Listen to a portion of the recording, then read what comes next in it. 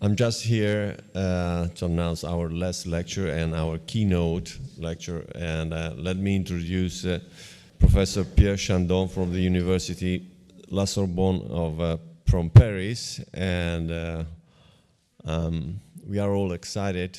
First, I want to thank you, everybody, for this huge contribution to knowing about what we eat. And now we are going to listen our keynote lesson of Professor Pierre Chandon. Yes, here.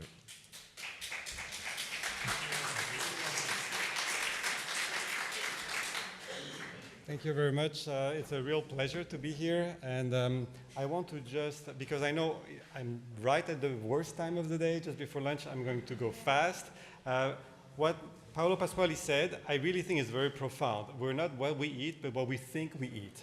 So what I'm going to contribute today, hopefully, is after listening about the arts of food, the science of food, we'll listen about the psychology, and we think about perceptions and behaviors. And we had this whole discussion about how we do not know from our parents what we eat. We get it from the food industry. And why is the food industry created this monster? And what can the food industry do to do better? Because I'm talking to people in the food industry. Believe it or not, they do not want to make us unhealthy. They do not want to make us fat. They want to make money. And if they can make money and make us healthier, they'll be very happy, they'll be very proud. So what I'm going to talk about today is very simple. There are three messages. First, we need to go beyond quality, because quality and food quality and health is misunderstood, and think about quantity. Not just what we eat, but how much we eat. Number one. Number two, we need to go back to what used to be the regular portions not so long ago. Less size. Number three, more pleasure. Quality, size, pleasure. So number one, background. Where we are today and why there's so much confusion is because we as consumers, but also as public policy and companies and doctors, etc., we have a qualitative approach to food, which is very important and very good. Some food are better than the others, but it also creates lots of problems. This is exactly what Francesco was talking about. You see the teacher saying there are two types of food. There's good food and bad food. And all the bad food is all the food that all my kids love. You know, Burger King, McDonald's, chocolate, ice cream. And then on the right, you have all the good food, which is all the food the government or the doctors are telling us to eat, like broccoli. And often when people look at this, they ask me this question. You're a marketing professor. Why can't these companies just go and sell more healthy food? And many people have asked me this question. And I think there's one common characteristic with all these people. They are childless. Anyone with children knows how hard it is to make them move from ice cream to broccoli.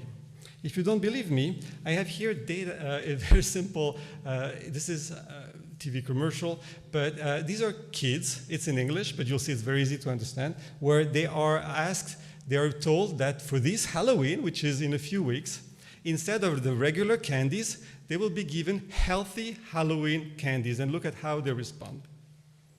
Halloween treats today. These are called veggie fruit chews, guys. This is the most worst I ever tasted. Not good. Mine tastes like broccoli. Yeah, mine tastes like poo-poo. It's kind of good, kind of bad. Be honest with me, Adriana. It's bad. We have asparagus flavor, beet flavor, vitamin A and D. Hey, you're saying disgusting stuff is good stuff, and it's disgusting. You're gonna love these healthy nori pops. Nori pops? It also has a fibrous quality, which is gonna get your colon going in the morning. They're disgusting. These are tofu ghost mellows. Tastes like rotten dough. What about artichoke buttercups?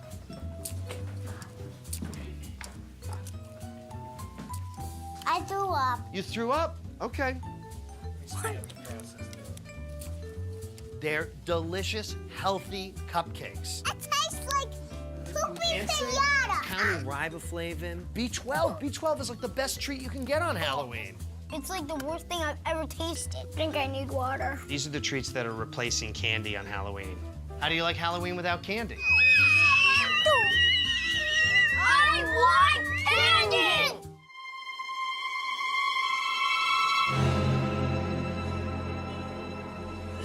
this is my house every morning. And so the number one issue with replacing good food, bad food with good food is, of course, we have to worry about taste. And the problem is, if you tell people that this is good food, you're going to have two issues. Number one is they will think that it tastes bad, even when it doesn't. Number two, and this is the second problem, is something that I have researched a lot, is also a consequence of this dichotomous categorical thinking, is what I call a health halo. So if you tell people that something is good, no matter what, because maybe it's low fat, it has this gluten-free, or it's Mediterranean, they will move the food from the bad category to the good category, and they will exaggerate how good it is. And they will think, for example, that if it's non-fat, it's non-fattening, and as a result, they can eat 10 times as much. So to illustrate the study, for example, we had this very simple study where we gave people chocolate candies, and we told them that they are either regular candies, or we call them low-fat light. You go, actually, we printed on each candy low-fat light. These were just regular candies, so we just lied to them. You know, but I'm a marketing professor, so I'm allowed to do that. And we looked at how much people ate. So I have here very short videos in the streets of Paris where we recreated the study, which was done originally in the US, same result. Let's watch this. Pierre Chandon propose à la moitié des volontaires de prendre des bonbons classiques. La plupart choisissent de petites quantités. L'autre moitié doit piocher dans le saladier allégé. Et là, il se lâche.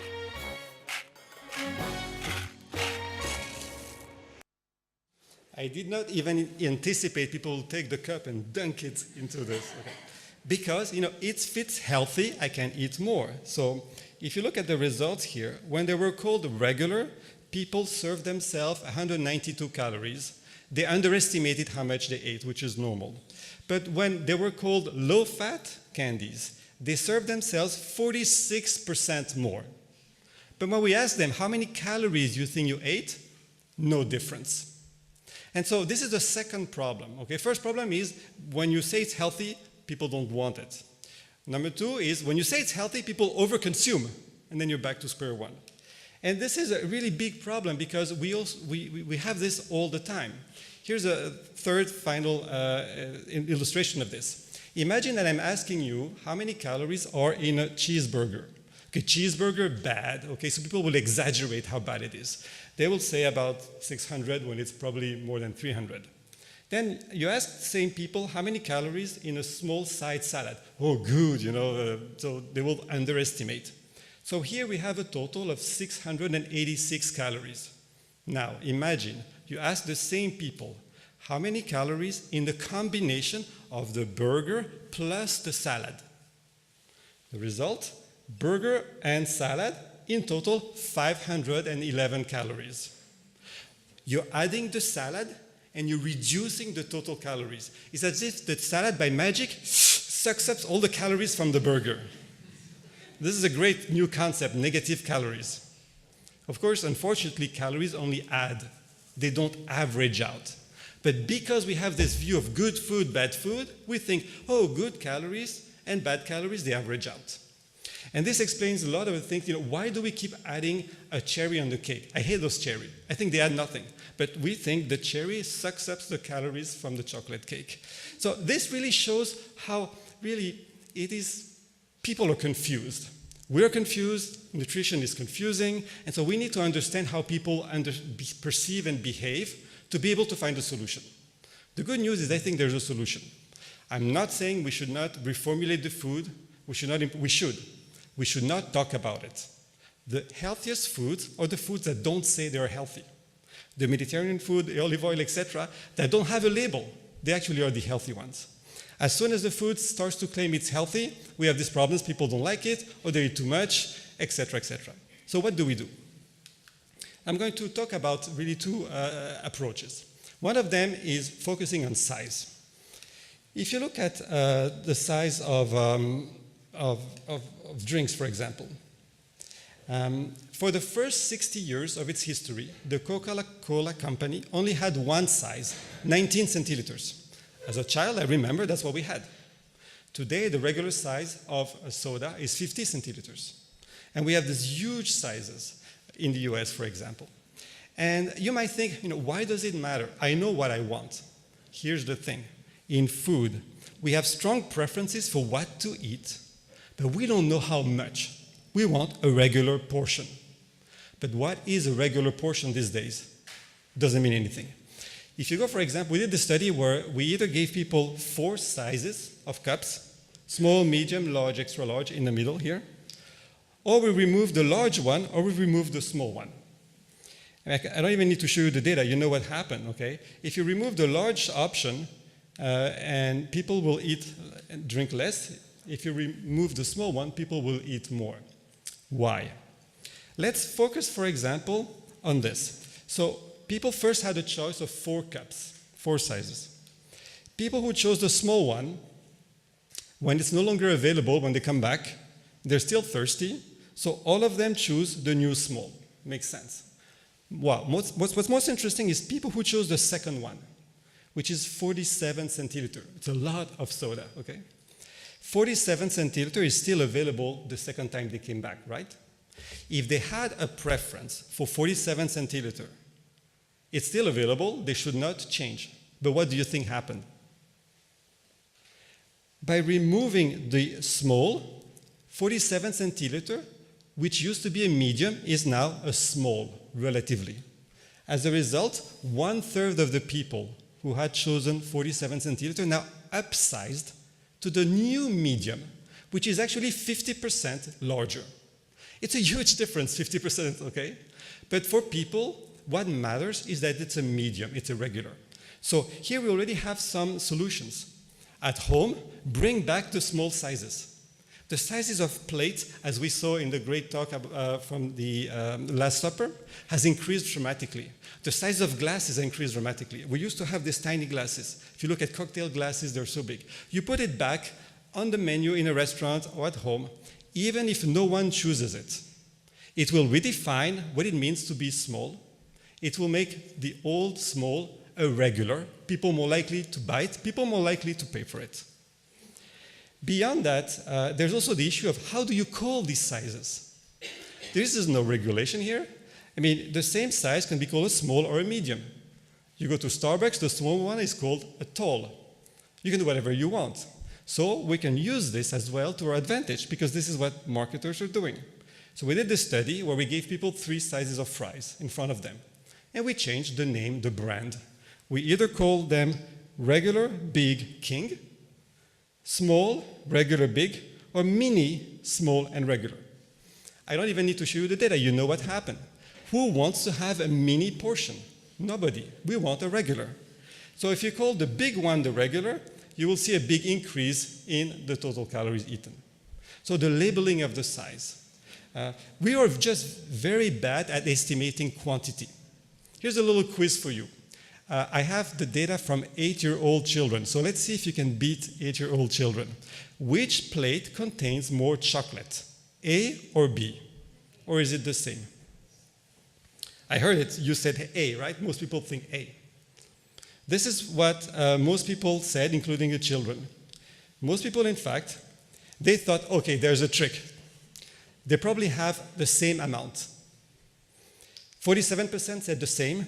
36% said A, only 17% said B. And what is the answer? B, of course. I don't know if you have in mind this square of chocolate that you buy in the gas station, Ritter Sport. It's 4 by 4, 16 squares. I just cut them, ate one of the squares, and then displayed 3 by 5. And by doing that, I actually reduced the size by 1 square, by 1/16, and increase the perception of quantity. Why? Because I used what is known as a numerosity heuristic. It's very hard to estimate quantity. It's very easy to count. People think that when you have lots of bits and numbers, there is a lot of food. It's like the old joke, if you're really hungry, cut the pizza into 8 instead of 4. You will have more pizza. But it really looks that way. You cut it into small pieces, people count the piece, they think you have more. And this is something that you can even try at home, that companies can try. I mean, that's what I'm telling them. Okay, pre-portion the food, put it back into smaller. So now you know the trick. I had here this cake. I cut it into slices. I ate one slice, and I'm showing it to people. People think there is more cake. So you can have your cake and eat it too. So what I really want to say here is that we need to move from just working on what's the science, what works, what doesn't work, to understand how people perceive portions. And I think in portion sizes, there's a lot of flexibility, there's a lot of things we can do to help people make better choices. So one big issue, for example, is how do we get people to agree to downsize? People hate downsizing. The year Donald Trump was elected, one guy posted on Twitter a Photoshopped photo of the Mondelez Toblerone chocolate, triangle one, because Mondelez had increased the gap between the chocolate. In the UK, it was a riot. People talked about it so much, it was crazy given what was happening on the national scene. People hate downsizing, so how do we make, and why? First of all, why? And how do we make it more acceptable? So here's, going back to a little bit of a very basic science, but we are very bad at estimating quantity. We're very bad at estimating how things change in general. It is true, for example, of light. If I have one candle in the room, it's going to add some brightness. The second candle would add additional brightness, but less than the first. When you have 1,000 candles, it adds nothing. So we have this really non-linear perception of brightness, of sound, everything. Is it the same with quantity? So what we did in many studies, and we looked at why people are so bad at estimating quantity. We heard this result that many people, when you ask them, what did you eat? They're really, really bad at estimating that. It's not because they lie, although they do. It's because it's very hard. So we did this study where we went into lots of restaurants. And here on the x-axis is the actual number of calories of the meal. We looked from what they had eaten, fast food. On the y-axis is the perception of the size of the meal. You can ask about calories, gram, doesn't matter. We know people will make mistakes, but you heard about the wisdom of the crowd, that the people who are above will compensate for people who are below. On average, if people are not biased, it should follow this 45-degree line. It's not at all what happens. What happens is that small meals are well estimated, but perception grows a lot more slowly than reality. If you increase the meal by 100%, it looks to your eyes, if you're trying really hard, that you have increased it by only 50 to 70%, not 100%. Our perception we call it inelastic. It grows more slowly than the truth. Why is that? It's exactly the same thing as with the lights in the dark, okay? Our brain is bad at estimating change. And it's something that's true for everybody. People who are obese, they make the same mistakes as people who are thin. People who are smart make the same mistake. It is really a perceptual bias that we all have. And it's not just for quantity of meal, it's for the size of anything. So if we move now to, for example, the size of a bottle of olive oil, of a box of anything, look, consider this very simple box, okay? Here's a simple math question to see, if you're still with me. By how much do we need to increase the height, the width, and the length of any object, a box, to double its volume? By what percentage? The answer is 26%. If you multiply the height, the width, and the length of anything by 26%, which is very little, you will have twice the object. Why? Because 1.26 to the cube is 2. Well, that's the geometry, that's the math, but I'm sorry, it just doesn't look like that. If you have a 2-carat diamond, it doesn't look twice as big as a 1-carat diamond. It looks, again, 50% bigger. And the reason is because our brain, instead of multiplying the way it should, is adding the change. So it says 26% plus 26% plus 26%, that's plus 78%. And we underestimate the change. And that's, again, very, very general finding. So that's why we're so bad at estimating quantity. I'm going to move forward here. So what do we do? First of all, we're very bad when there are multiple dimensions that change. You can see here we've increased the size of each tube of chocolate candies by 2/3. But on the top, all the change was in the height, one dimension, easy to spot. In the bottom, we increased both the heights and the diameter, multiplicative. Our brain is bad at multiplication. So when we ask people to estimate the size, I'm telling you the size of the small, how big is the large? When you increase in just one dimension, people are okay. When you increase in all 3 dimensions, people are terribly bad. And this is such a shame, because this is what's happening. Food marketers have increased the sizes. We don't realize there is all the food there is there. So we don't want to pay for this, but when we get it, we eat it. And then we wonder, why is it that we're gaining so much weight? Here's another very simple demonstration. You can think about it. I have here all these cups with M&Ms. I have 37 M&Ms here. Think about it in your head. How many M&Ms are in the full cup? Think about a number, any number. So what I'm going to show you here, again, as usual, in the x-axis is the true number of M&Ms. In the y-axis is the average perceived number of M&Ms. We start at 37. People think that the big cup contains 296 M&Ms. The truth is it contains 600. Half the M&Ms are just invisible. And these are people who are compensated to be as good as accurate as possible. This is a trick you can do at home. It works all the time. I've done it with dietitians. I've done it with medical professors. It works all the time. Our brain is bad at geometry. When we double the size of something, it doesn't look twice as big. So this is why these portions have increased so much. And we've not realized. Yeah, we know it's a lot, but we don't realize how big it is. So this is the problem. What should companies do? They should simply tell you loud and clear how much food there is. Right now, they tell you grams, milliliters. You have to put your glasses to look at it. It's hidden. And there's another problem that compounds it. When quantities increase, we don't see them.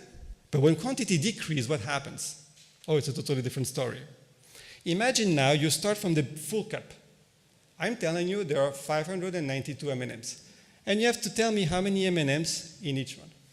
Well, what do you think happens? People are spot on. They think in the end, 38 M&Ms. It was 37. Perfect. Why is that? When you are decreasing, you have 2 points. You have the reference, and you know it cannot be less than 0, right? So that's easy. It's an interpolation between 2 points. When you increase, you don't know where it ends. It's hard. So here is the problem that we have in food marketing today. Companies have increased the size all the time. And when they try to decrease, people see it and they hate it. So what do? Well, this is what we do not do, for example. We do not just cut the size of any objects, because then it's very visible and people don't want to eat. What we do, for example, and you don't need to read the details, we reduce all 3 dimensions. For example, here, I just cut the height. You can even see from far that this is a really small one. I don't want it. Here, I reduce the width and the height. It doesn't look so small. I want it. Even better, you elongate. You put everything into a noodle. You make it really thin and small and tall. Here, when we go from the left to the right, I was able to reduce the size by 24% without people noticing. Even when people are weighing by hand, they're trying really hard, they don't notice. Because our brain is bad at geometry, we see, oh, there's a big increase here. It probably compensates for the decrease in the base. Think about it. If you double the size of the height, times 2, and you reduce by 2 the width and the length, okay, people think it compensates. In reality, you have half the product. So the message here for you is simple, is think about size. And there are ways we can reduce size at home, in companies, without people noticing, so that we can go back to what used to be the regular size and have a healthier life. Final point. Less size, more pleasure. This is my most, I think, to me, exciting research, which is that when we're choosing between small, medium, large, typically what we tell people is think about your health. But we know health is not a good motivator. You know who is interested in health? People who are healthy. People who are not healthy, who should care about health, do not. Why? By definition, if they cared about health, they wouldn't be unhealthy. They would have done what it takes, barring, of course, any genetic, any other reasons. So what we're doing today, when we talk about health and diabetes, etc., I think is very counterproductive. Look at this ad. This is from the New York City, and these guys have done great job, great work in general. But look at what they're saying. Portions have increased, we know, like I told you. And also, type 2 diabetes has increased, which leads to amputation. So they say, cut your portion, cut your risk, otherwise we're going to have to cut your leg. Wow. The problem is, again, this is scary, people don't want to think about it, and also health is not a great motivator. So the question for you is this: can we find an alternative? Can focusing on the sensory experience of eating, going back to what Antonia was saying about what we did naturally, can actually be a way to nudge people to choose voluntarily smaller portions, not because they're fooled by their eyes, but because they actually realize that small portion gives you more pleasure. Because this is what happens when we're choosing between small, medium, and large. Let's say at the end of the meal today or later, we decide, do we take the dessert?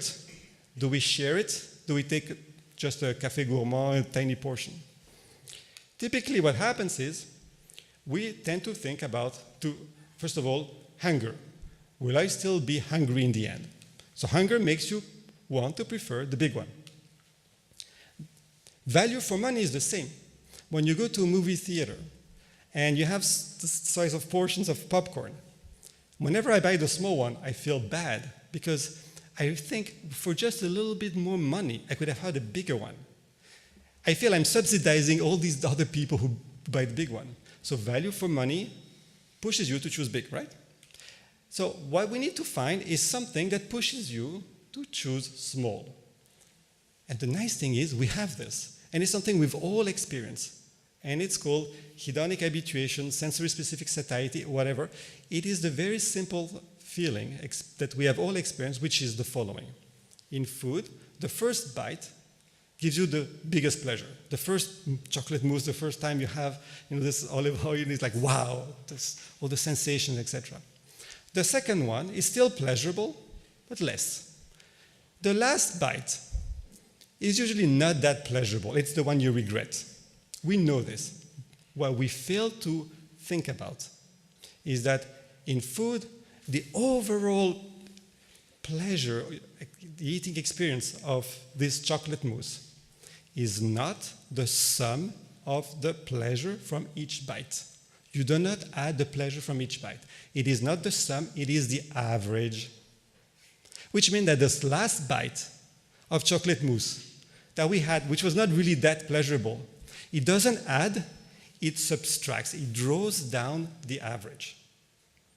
I mean, and that's something I wish we knew more, because that's it. You realize that today, with the big portions, we choose portions that are too big, not just from health point of view, from a pleasure point of view. And then you have your solution, because it's like, you just have to remind people, when they choose between small, medium, large, to think about the sensory experience and the pleasure of eating, which is what we did. We did 7, 8, 9 different studies. I will show you 2. First, with kids. These are the children. We asked them to, it's kind of a mindful eating simulation. First of all, they had the choice of 6 portions of brownie. We did not give them the big portion of brownie, even though we're in marketing, we have some ethics, but I think they thought this is what they're going to get for their desserts, for their merendina, the goûter. And the 2 conditions were very simple. In one condition, control, we have a sensory imagery where we think about the 5 senses, not food related. When it's fall outside, you walk on leaves, the sound they make. When you have the sun on your skin, or when you are licking snow, what tastes, what smells, what sensations. And on average, these kids, in the control condition, they choose portion 5, really big portion. In the sensory imagery condition, we asked them to think about last time they had 3 very basic desserts they all know. Think about last time you had this chocolate wafer. What sound did it make? What taste? The texture in mouth, with very simple words. And kids can do that. They say, oh, I know it makes this sound, I know it tastes like that. After having done this mental simulation of what it is like to eat, on their own volition, they chose portion size 3. They went down 2 sizes without telling them anything about health and antioxidants or whatnot, okay? Now, the proof with adults. We did the study in the Bocuse experimental restaurant, not the real Bocuse in Lyon 3-star, the regular cafeteria. And we had about 109 consumers who came, and it was a menu which was all you can order, small plates. And for 15 euros, people could choose as many as they wanted. We actually had 2 rugby players who came and ordered 25 of these small bites because they were really hungry. And we had very basic food, because for 15 euro, okay, this very French food, the quenelle, hachis parmentier, and lemon tarts. And people could choose how many they wanted. And here are the 3 conditions. Control condition, we just described the food plainly. We had a nutrition condition in which you told them how many calories for each portion and percentage of fat, which is the traditional approach. And then we had a sensory condition in which the maître d' from Bocuse wrote a little poem about the food that you cannot read, but it's very, you read it and you feel about all the multi-sensory aspects of the food. We tell them, appreciate the food. So we're just revisiting what our grandparents used to tell us, which is that when you eat, you eat. You don't watch your phone, you don't watch TV, you focus on the experience of eating. And these are the results for the full meal. Food intake. In a nutrition condition, it worked. It worked, in fact, too well. People ate about 30% less. I suspect that many of them stopped to get a gelato or McDonald's after the meal because we stressed them. We talked about all this fat, oh my God, all these calories, especially in France where it's not so, it's not on the menu yet. In a sensory condition, people chose to eat a little bit less, more sustainable. We also had all of these captors where we measured how long they spent eating. We looked at also their expectations of pleasure. Let me just focus on the key one here. It's coming up. People in the sensory condition ate less food but spent more time. People spent more time eating less food. They were savoring the food. And when we asked them also their value of the meal, in a nutrition condition, they ate less, they were willing to pay less. They said, this is not worth 15 euros, I'm sorry, I'm still hungry. In the sensory condition, people were willing to pay more for less food. And so I'm going to end up with that. I think it's time, I agree with Francesco, for a new approach, one that doesn't treat food as fuel. Today the paradigm, the metaphor is, I'm telling the food industry, you act as if you are in the oil and gas business. You're selling calories, energy, cheap, everywhere. Okay? Sell more calories to more people for more money. And you need to go back to the wisdom of the ancients. We heard about Hippocrates, I have Epicurus.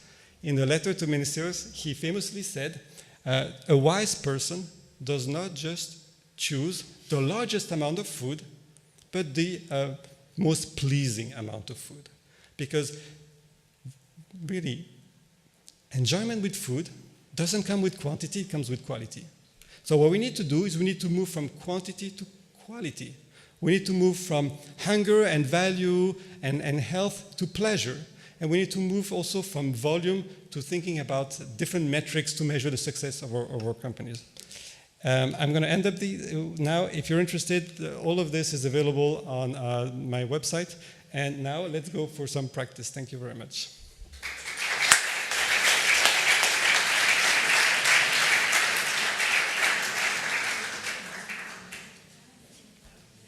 So, thank you so much, Pierre. And what else? In our program, we read discussion.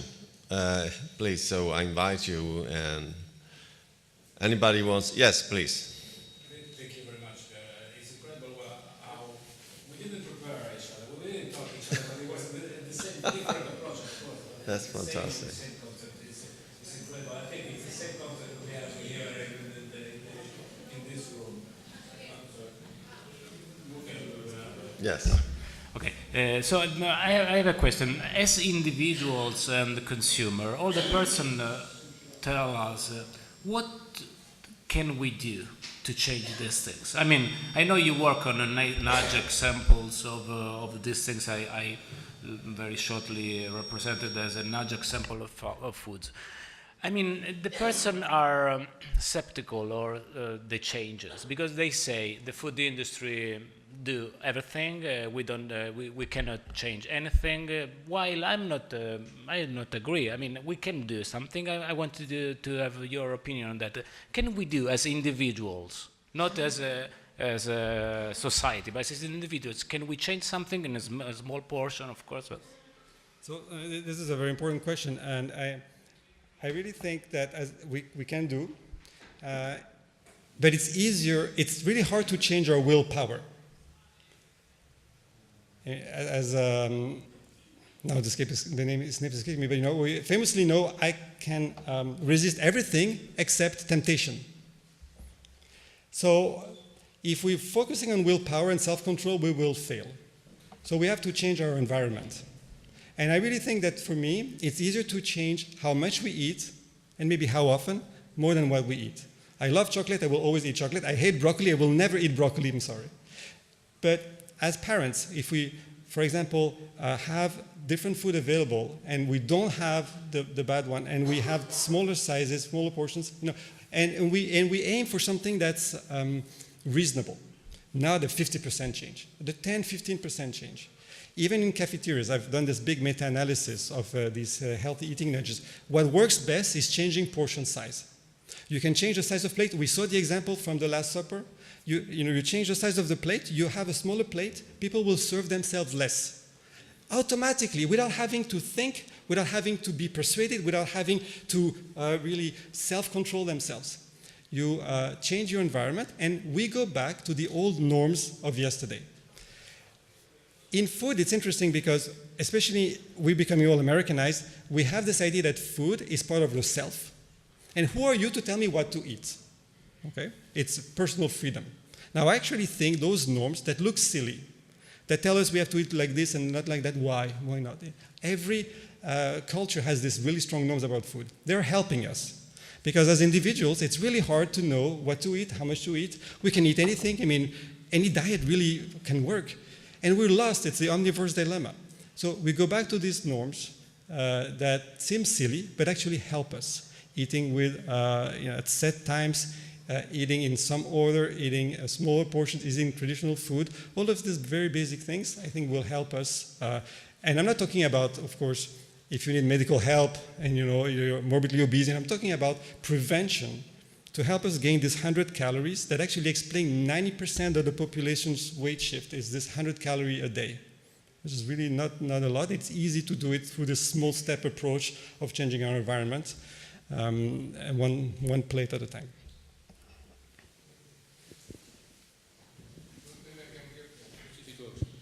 No, it's a fantastic lecture. I loved it. I really loved it. Now, one quick question is to your original, what you said at the very beginning. So we have the tools, we have the knowledge. Why don't food companies, any kind of food company, from ready-made food, make the same amount of money or even more if they sell smaller portions by selling healthier food? Why don't they do that? I think we saw it from the video. I mean, it's really hard to make money selling salads. If they could, they would. I mean, honestly, if they could, they would. If they could, so they would. Why wouldn't they?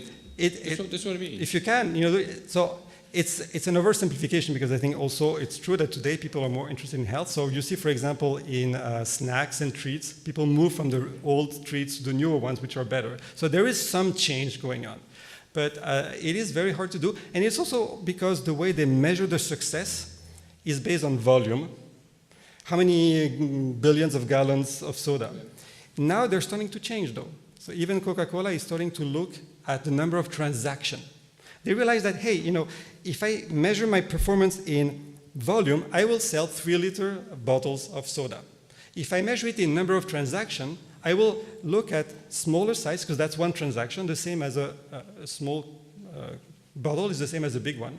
And the beauty of it is they actually make more money from smaller sizes than bigger one. Not as a percentage, as an absolute level. They make more money selling the smaller sizes than the big ones, because on the big ones, there's so much competition and promotion, they sell it basically at cost. So I think it is changing. I think they're looking for help. And I think, I mean, this might be controversial because it's true, there are many, many cases, lobbying, etc., where the interests of the food industry and the interests of public health will just misalign. But there are also areas, and portion size, I think, is one, where the interests are aligned. And I think, personally, if we engage them, it's better than ignore them and hope they will go away. They will not go away. It is so big, it is so powerful, it is part of everyday life. This is how we learn how to eat, and I think we need to find a way to work with them so that we can achieve this triple win: better health, commercial success, and increased eating enjoyment, which I think we all agree here is also very important, and we don't want to compromise that last part even for the other two. There are, I don't know if there are any comments or questions.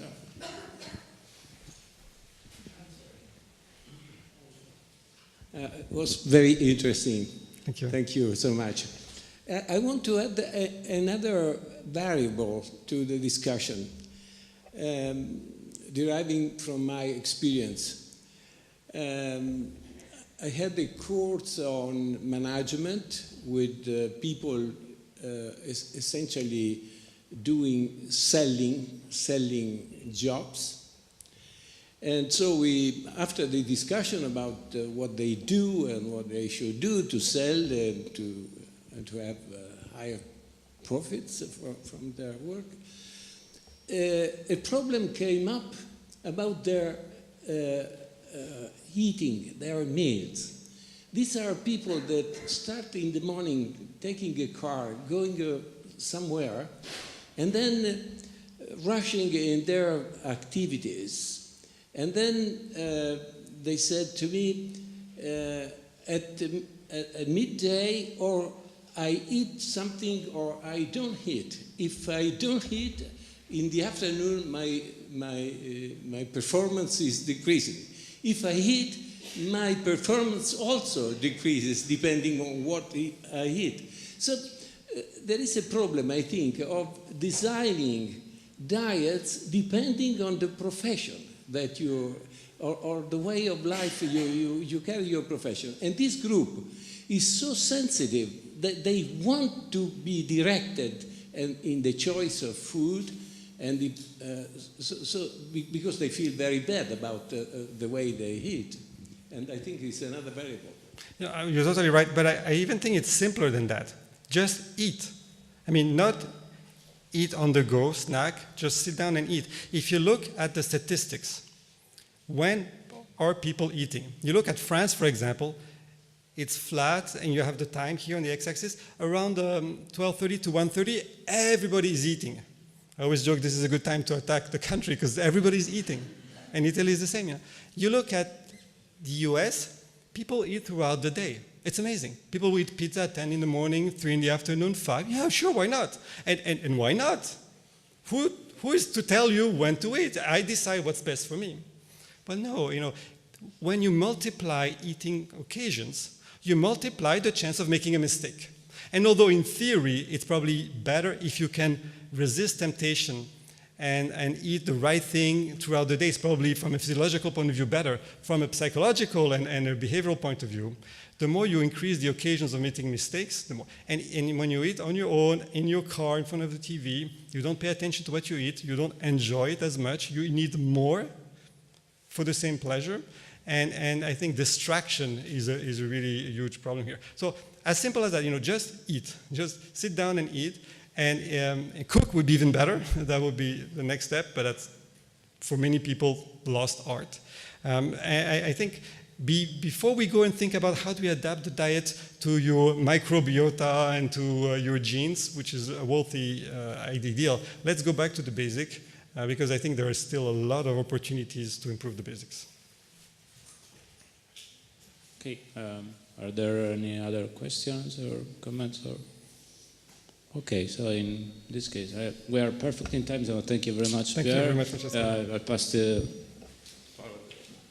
Okay, then we reached the end of the works of this morning. Thanks to everybody. And so let's have a drink outside, and people who are involved in the conference, we are preparing something to eat, yeah. And then we leave. The bus is waiting for us at around 2 o'clock, and we leave for a trip to Mugello. In a higher part of Mugello, we go to Firenzuola to see the Farro estate. You know, it's a place where they produce the best farro in Tuscany, and I hope it will be interesting for everyone, mainly to see the landscape of Mugello, to see the nature, to see the potential of this territory. Okay, thank you for coming here, and thank you. Ciao.